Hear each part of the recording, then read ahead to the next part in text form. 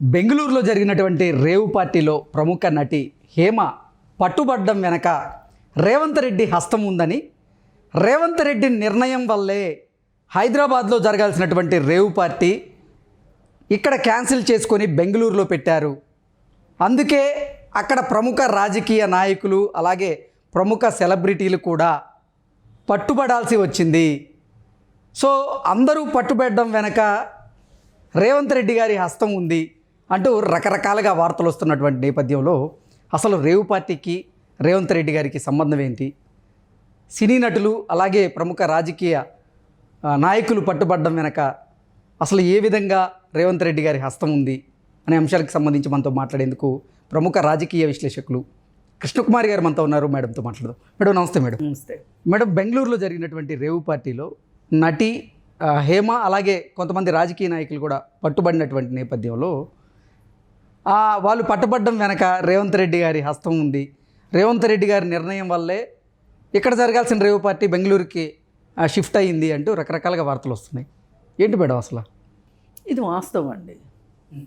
మామూలుగా అయితే టీఆర్ఎస్ ప్రభుత్వం ఉన్న రోజుల్లో రేవు పార్టీలు బాగా జరిగినాయి. హైదరాబాద్లో డ్రగ్స్ విచ్చలవిడిగా వచ్చినాయి. చాలామంది డ్రగ్ పెడ్లర్స్ వాళ్ళు దొరుకుతూ ఉండేవాళ్ళు. అప్పుడప్పుడు ఎస్ఓటి పోలీసులకి మనం అప్పుడప్పుడు వార్తల్లో కూడా వింటుండేవాళ్ళం. రేవ్ పార్టీలని భగ్నం చేసిన పోలీసులని, ఇలా అడ్డంగా బుక్ అయిన రేవ్ పార్టీ నిర్వాహకులని, ఇలా రకరకాల శీర్షికలన వార్తలను మనం చూసేవాళ్ళం.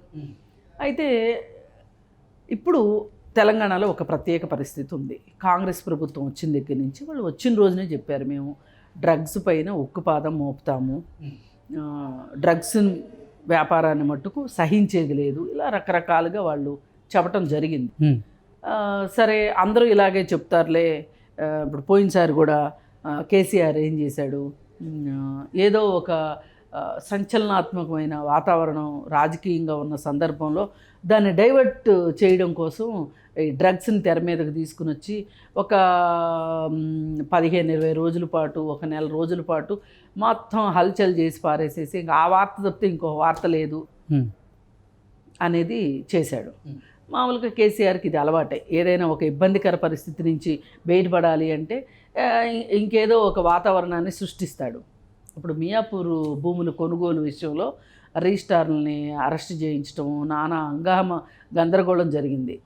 చాలా వేల కోట్ల భూ కుంభకోణం జరిగితే దాని నుంచి ప్రజల్ని దారి మళ్లించడానికి ఈ డ్రగ్స్ కేసుని తీసుకుని వచ్చి జనాలు కూడా ఏమనుకున్నారంటే, ఏమో తెలుసో తెలియక మా పిల్లలు కూడా డ్రగ్స్కి అలవాటు పడిపోతారేమో, అలాంటి విషయంలో నుంచి రక్షించాడు కేసీఆర్, నిజంగా మహానుభావుడు అని చెప్పి వాళ్ళు కూడా అనుకున్నారు. అనుకుని ఆ సంతోషం ఎక్కువ కాలం నిలబడలా.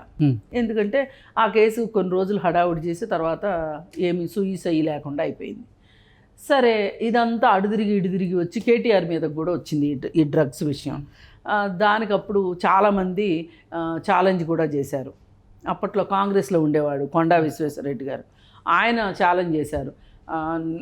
నేను మాట్లాడడం మొదలెట్టాకే కేటీఆర్ దుబాయ్లో క్షవరం చేయించుకుంటున్నాడు, హైదరాబాద్లో క్షవరం కూడా చేయించుకోవట్లేదు అని చెప్పి, ఇలా ఎవరికి వాళ్ళు వచ్చిన పరిస్థితుల్ని వాళ్ళకు అనుకూలంగా మార్చుకుని మాట్లాడిన సందర్భాలు చూశాను తప్పితే నిజంగా సమూలంగా ఆ పరిస్థితిని రూపుమాపాలి. ఆ సమస్య నిజంగానే డ్రగ్స్ అనేది చాలా పెద్ద సమస్య. ఆ సమస్యని రూపుమాపటానికి ఎవరు ప్రయత్నం చేసింది లేదు. ఎవరికి వాళ్ళు దానివల్ల ఆ ప్రచారం వల్ల వచ్చే లబ్ధిని చేకూర్చుకోవాలని చూశారు తప్పితే, మనకెలా ఉపయోగపడుతుంది, ఎలా లబ్ధి చేకూరుతుందని చూశారు తప్పితే, అసలు ఇది సంఘ విద్రోహ చర్యలు ఇలాంటివి, ఇది సమాజానికి మంచిది కాదు, పిల్లలకు అసలే మంచిది కాదు, అది ఎవరు ఆలోచించలా. అందుకే ఆ సమస్య అట్లే ఉంది. సార్ చివరికి ఇది ఒక పైలట్ ప్రాజెక్ట్ కింద రేవంత్ రెడ్డి తీసుకున్నారు. అంతకుముందు ఎట్లా అయితే పేకాట తెలంగాణలో ఆడటానికి వీల్లేదు అని పేకాట క్లబ్బుల్ని ఎప్పుడైతే కేసీఆర్ నిషేధించారో అలాంటి పరిస్థితి ఇప్పుడు రేవంత్ రెడ్డి ఈ డ్రగ్స్ విషయాల్లో పట్టుదలగా ఉన్నాడు. మరి ఈ పరిస్థితుల్లో, ఇలాంటి వాతావరణం ఉన్న పరిస్థితుల్లో రేవ్ పార్టీలు హైదరాబాద్లో జరిగితే గనక వితౌట్ డ్రగ్స్ రేవ్ పార్టీ చేసి ఉపయోగం లేదు. అసలు రేవ్ పార్టీ అనే దానికి చట్టంలో అనుమతి లేదు.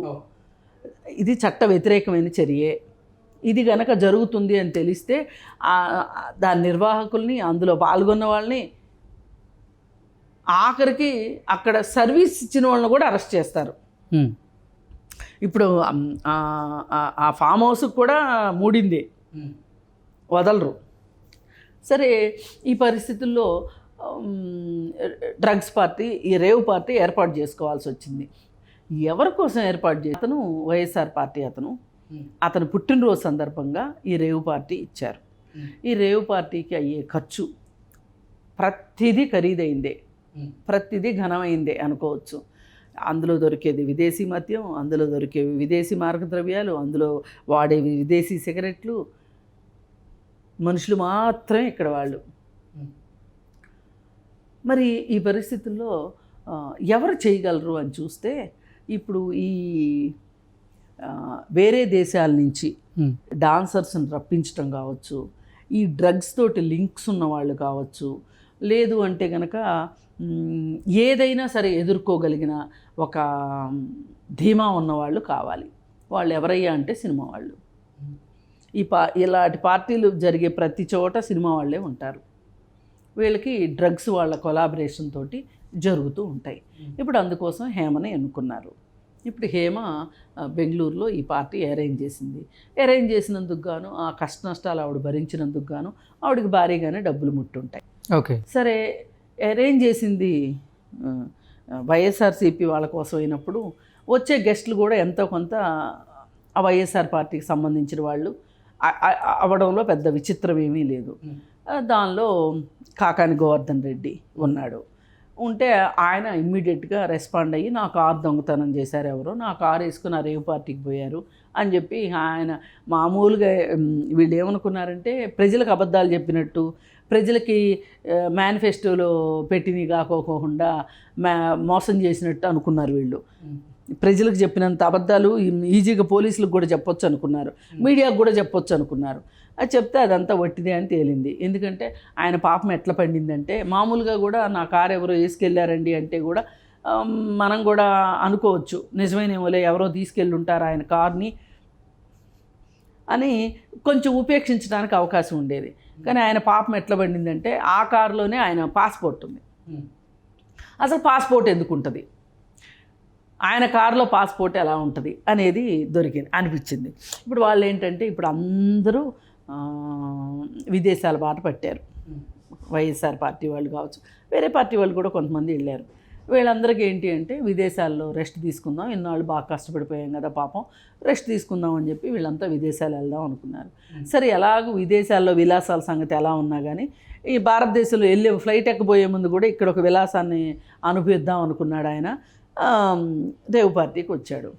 పేరు బయటకు వచ్చేసరికి కాదు కాదు కాదు కాదు మీ చరిత్ర ఎవరికి తెలియదు, క్యాసినోలే నిర్వహించిన వాళ్ళు మీ పార్టీ వాళ్ళు, మీరు రేవ్ పార్టీకి రాలేదంటే ఎవరు నమ్ముతారు, రేవ్ పార్టీకి వచ్చారు. ఇలా ఇంకా కొంతమంది, అలాగే పాపం అందులో లేని వాళ్ళ పేర్లు కూడా, హీరో శ్రీకాంత్ పేరు, అలాగే జానీ మాస్టర్ పేరు, ఇట్లా పాపం శ్రీ విష్ణు పేరు, ఇట్లా వచ్చినాయి. పాపం వాళ్ళు లేరు. వాళ్ళు శుద్ధంగా చక్కగా ఏం చెప్తున్నారంటే, శ్రీకాంత్ నా ఇంట్లో నేనున్నాను, ఫిలిం నగర్లో ఉన్నాను అని చెప్పి ఆయన ఇంటర్వ్యూ ఇచ్చారు. ఇప్పుడు ఇంటర్వ్యూ తీసుకోవడానికి వెళ్ళిన వాళ్ళు కూడా ఫిలిం నగర్లో ఆయన ఇంటికే కదా వెళ్తారు, దాన్ని బట్టి అర్థమైపోతుంది కదా.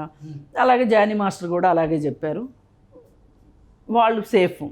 ఇప్పుడు ప్రాబ్లం ఎవరికి వచ్చింది మొత్తంలో అంటే, డ్యామిట్ కథ అర్థం తిరిగింది, ఉరిమిరి మంగళం మీద పడింది అంటారు కదా, అది కాస్త వెళ్ళి హేమ దగ్గర ఆగింది. మొత్తం ఈ గాలి బుడగ మొత్తం హేమ దగ్గర ఆగింది. ఇప్పుడు హేమ పని సునామీలో చిక్కుకున్న పరిస్థితిలో ఉంది. ఎందుకంటే హేమ తప్పుల మీద తప్పులు చేసింది ఈ విషయంలో. ఏంటంటే, అసలు రేవ్ పార్టీ ఆర్గనైజ్ చేయడమే తప్పు, వెళ్ళడమే తప్పు అన్నప్పుడు ఆర్గనైజ్ చేయడం ఇంకెంత తప్పు. ఆర్గనైజ్ చేసింది, అక్కడ దొరికింది. దొరికిన వెంటనే జస్ట్ ఇంట్లో వాళ్ళతో మాట్లాడుకుంటానో లేకపోతే వాష్రూమ్కి వెళ్తానో ఫోన్ తీసుకొని వెళ్ళి అక్కడ చెట్టు దొరికితే చెట్టు కింద అప్పటికప్పుడు హేమకున్న ఒక గొప్ప లక్షణం ఏంటంటే, స్క్రిప్ట్ లేకుండా తన డైలాగులు చెప్పగలదు. హేమంత్ మనం ఏ మాటగా మాట మాట్లాడుకోవాలి. టాలెంటే, ఈ చెత్త పనులే, అది వేరే విషయం. She's very talented. అయితే ఆమె చాలా టాలెంటెడ్. అందుకని అప్పటికప్పుడు ఊహించేసేసుకుని టకటక చెప్పేసి రిలీజ్ చేసేస్తే పోలీసులకు కోపం వచ్చింది. అసలు మమ్మల్నే అంటే ఇప్పుడు ఏమవుద్దంటే వాళ్ళ క్రెడిబిలిటీ దెబ్బతింటుంది కదా. ఈ ఎలిబి సృష్టించుకుందనుకోండి, ఈ ఎలిబి రాంగ్ అని నిరూపించాల్సిన బాధ్యత పోలీసుల మీదే ఉంటుంది. వాళ్ళకి ఎక్స్ట్రా పనే కదా. అందుకోసం చెప్పి వాళ్ళకి కోపం వచ్చి క్లియర్ కట్గా ఆమె పార్టీలో ఉండగా ఏ డ్రెస్లో ఉందో ఆ డ్రెస్ ఫోటో రిలీజ్ చేసేసి ఈమెకు మట్టుకు కఠినమైన ట్రీట్మెంట్ ఉంటుంది అని వాళ్ళు డిసైడ్ చేసేసారు.